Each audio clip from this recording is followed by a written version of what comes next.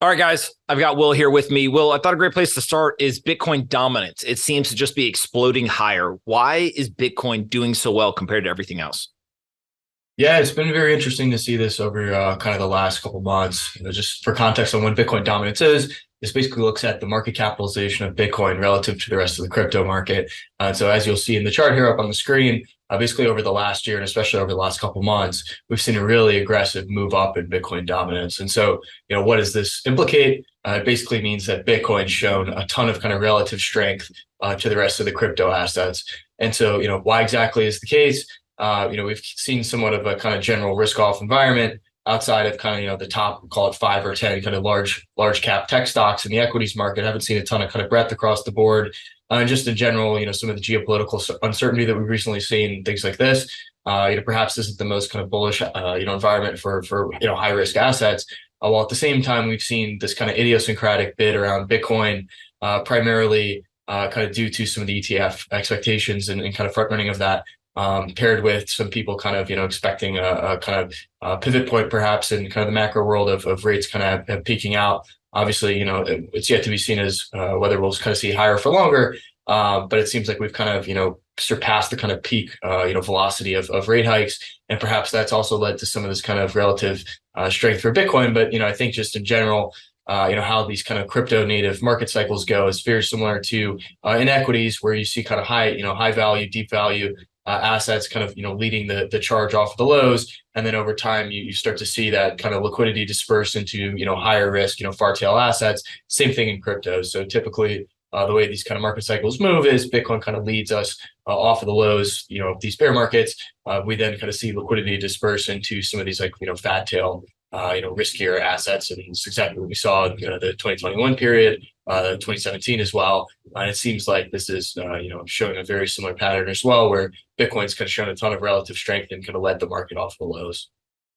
So not only has it led the market off the lows, but now Bitcoin has also reclaimed the 200 week and the 200-day moving average. Does that mean that the bear market's over and it's just up only into the bull market now, or should we look at it some other way?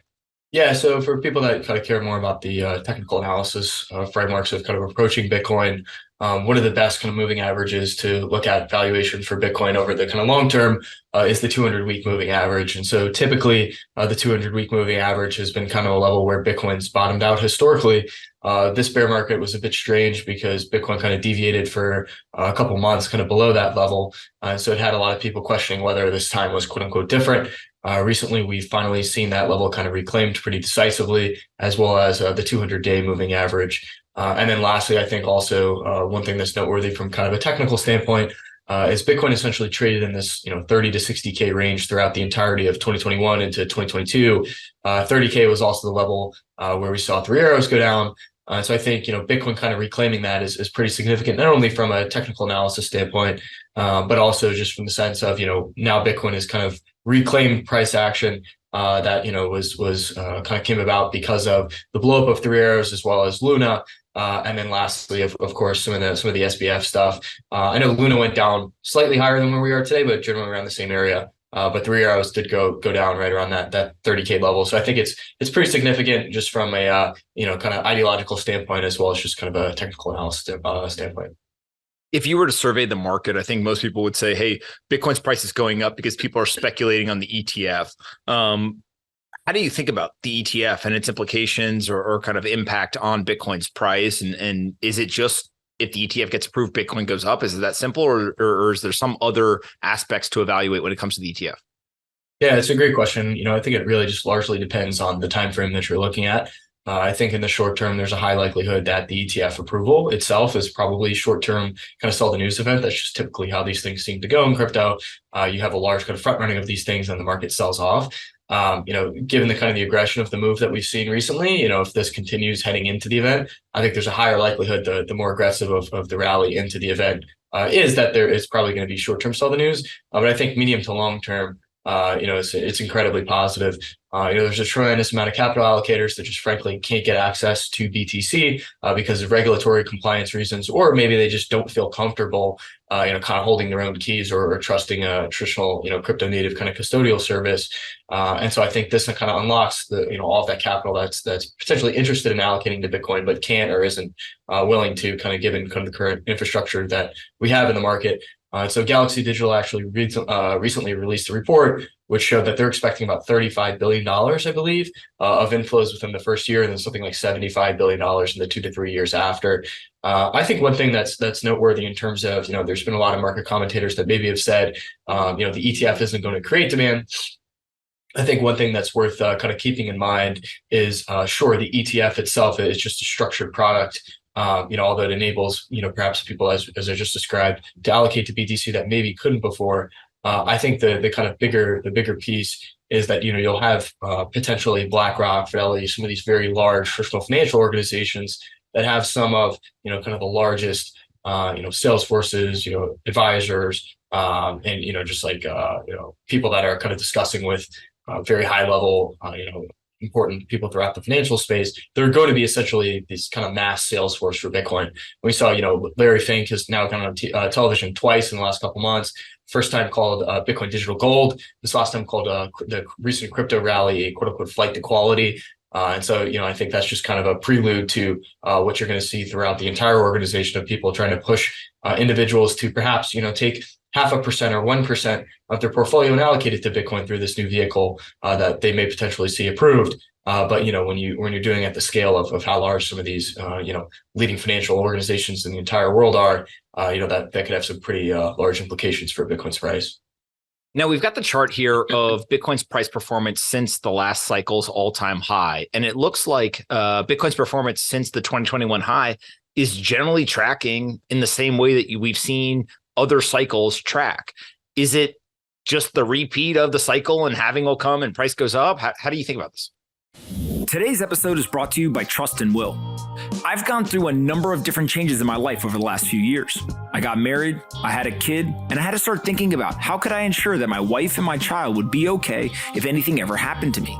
That's where trust, wills, and estate planning come into play.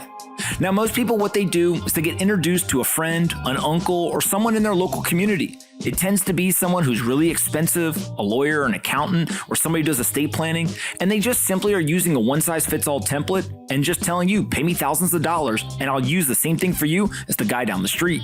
But that's not what Trust and Will does.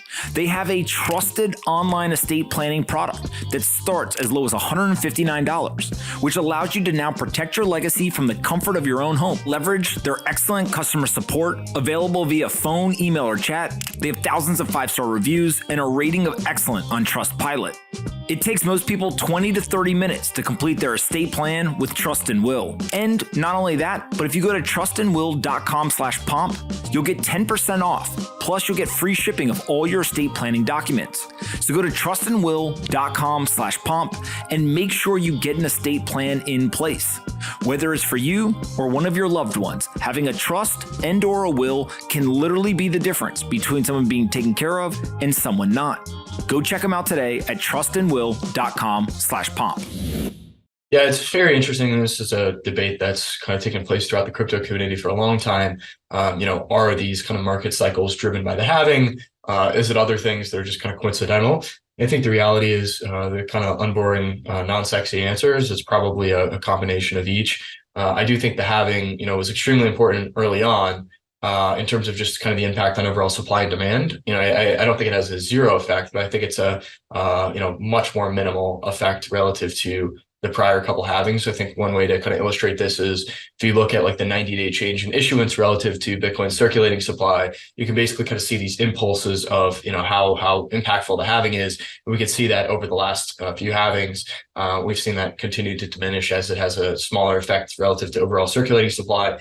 I think one way that's an interesting framework to think about this is, if you're kind of sitting in a bathtub and you push your hand down or drop a rock or something in the bathtub, it has a pretty large ripple effect, and it's going to displace water across the entire bathtub. You go in a lake and do that, maybe it'll ripple out 10 feet. You go in the ocean and do that, it's not even going to have an impact at all. And so I think over time, the halvings are going to have a continued diminished effect on the overall market. But on the flip side of that, I do think what's really interesting and is strong narrative for kind of the market to get behind is Bitcoin stock to flow ratio will be higher than gold after this upcoming halving. And so, although we know that Bitcoin is superior to gold in many ways, portability, transportability, divisibility, verifiability, provable scarcity, all these types of things. It will be on a stock to flow ratio basis more scarce than gold, which is a very, very quantifiable metric that you can kind of use as a talking point. And so I think that in itself is kind of a good meme or narrative for the market to get behind. And outside of that, I mean, what else kind of drives these cycles? I mean, the other clear answer is macro, right? So if you look at Bitcoin's kind of correlation to the year-over-year change in the DXY. If you look at Lynn Alden's and some work at basically comparing Bitcoin to PMIs and basically kind of tracking its performance relative to the economy, we can see that it tracks those things fairly closely as well. And then also you just kind of have the I think just kind of natural behavioral dynamics of crypto that are also kind of playing a factor there as well. So I think the reality is it's kind of nuanced in a combination of these things. But as you mentioned, as you'll see in the chart, this kind of current performance from what appears to be the cycle low so far. Is kind of reflecting very similar, kind of signatures to what we've seen in previous crypto cycles, solely from kind of a time standpoint. Now, one of the most interesting data points to me is the supply that has not moved in at least 10 years is now higher than the total number of Bitcoin that is on exchanges. Is the Bitcoin that has not moved in 10 years, is that just lost Bitcoin? Or is there a way for us to understand, no, actually, these are just long-term holders who are now, holding on to more Bitcoin than the amount of people who actually have Bitcoin sitting on an exchange? Yeah, it's a really interesting point. I actually got this chart. I'll give a shout out to this guy, Jimmy, on Twitter. I forget his last name, but shout out to Jimmy. I think this is really interesting for a couple points. So what you just described, it just shows there's obviously, as you mentioned, a large amount of coins that have been lost. These are in the chart. We're looking at coins that haven't moved in at least 10 years. So before 2013. So there's probably a fair portion of that that's frankly lost. And the other piece is, of course, just seeing a massive amount of belief from individuals by looking across not just the amount of supply that hasn't moved in at least 10 years, but when we look at the amount of supply that hasn't moved in at least a year, we look at long-term holder supply. Long-term holder supply just reached an all-time high as a percentage of overall circulating supply. When we look at it just outright as just the number of coins held by long-term holders, that always just goes up only. But when you look at it more importantly as a percentage of overall circulating supply, that just crossed an all-time high of over 76%. So in other words, over 3 out of every 4 BTC are held by long-term holders at the moment, which is pretty incredible. Of course, higher prices will incentivize, new sellers, but for the time being, Bitcoin's being pretty tightly held. And I think the metric that we have up on the screen with kind of the amount of supply that hasn't moved in at least 10 years relative to the amount of supply on exchanges is just another reflection of that. So I think, I don't have it in front of me, but I think it's over 600,000 more BTC haven't moved in at least 10 years than are on exchanges. So basically, over 600,000 more BTC are locked up, presumably a fair portion are lost and out of circulation forever relative to the amount of supply that's currently on exchanges that's available to be bought today. Now, the last thing I want to talk about is this MVRV Z-Score. You and I have been talking about this for years. There's basically this red zone, which seems to be where, the tops of bull markets hit. And then there are these green zones, which seem to be the bottoms of the bear markets.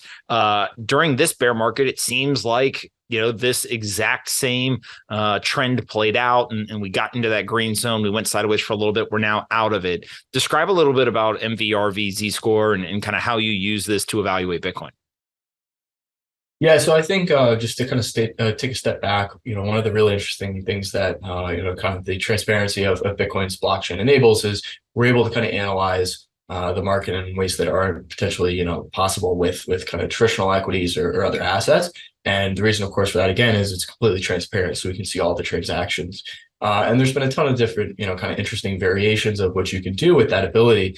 But one of the most interesting variations, which has now been around for about 5 years now, and still, in my opinion, is arguably the kind of best valuation metric from a crypto native standpoint for BTC, is this MVRV ratio. So we'll kind of break it down exactly, what does the acronym stand for and what does it mean? It's based on this metric called realized price. So realized price is essentially the aggregated cost basis of the network. The way this is done is by looking at the last price that every single coin last moved, and then you're able to divide that by circulating supply and essentially get this aggregated cost basis. And so when you compare that to what the current marginal trading price is, of course, again, price is set on the margin, right? So it's, whatever, buyers and sellers are transacting at today, not necessarily a reflection of what every person on the planet, feels like the value for BTC is at. When we compare that marginal current trading price to that realized price, we get this MVRV ratio. So it's market value relative to realized value. And so the kind of conclusions you're able to come to with by using this are basically in the bull market, whenever you see this ratio get very high, approaching that red zone that you described. Fundamentally, what's that saying? It's saying that the kind of current marginal trading price is trading at a high multiple to that aggregated cost basis. And so by definition, market participants are largely sitting in a large amount of unrealized profit, and so have a high incentive to want to sell. And then conversely, heading back into the bear market, whenever we get into the kind of the green zone that you described, and this is something that we use in the back half of the year, kind of called out basically, unless these metrics are broken, this is likely, somewhat of a bottom here. Essentially what this is showing is that the current marginal trading price is below that aggregated cost basis. So the inverse is, by definition, the market is underwater in aggregate, or kind of they're in a state of unrealized losses. So you can kind of use that to say, generally you kind of want to purchase assets whenever the market's underwater, experience a ton of pain, and there's forced selling, etc. And so this is just kind of one way to kind of look at that. And so I think, how do you kind of apply this today? I think, it's perhaps not super actionable at the moment, but I think like the one conclusion that you can take, I think, this is best used kind of on the extremities of the valuation kind of, spectrum on the chart. But what you can kind of come to a conclusion of today is that Bitcoin is still largely, kind of quote unquote underheated, or, maybe perhaps isn't kind of the state of like very, very, deep value, but still is very far from kind of overheated, which is achieved whenever we see those, very high multiples relative to the aggregated cost basis. Now, obviously, as Bitcoin has risen, there's been quite a bit of excitement, and people kind of realize, hey, maybe this isn't going away. How do you see the next 12 months or 18 months playing out in terms of halving coming up? Obviously, there's national debt. There's a bunch of these issues that are all coming together. Just like, given the information we have today, looking out over the next 18 months or so, what is your expectation, or what are you looking for? This episode is brought to you by Auradine. They are a brand new startup led by a number of Silicon Valley legends who just raised $81 million to build the future of internet infrastructure. You're probably wondering what that means, so let me explain. There are numerous new disruptive technologies that are being adopted simultaneously, from blockchain to artificial intelligence to zero-knowledge technologies. In order to ensure that these technologies thrive in this new world, we need new infrastructure, and that is where Auradine comes in.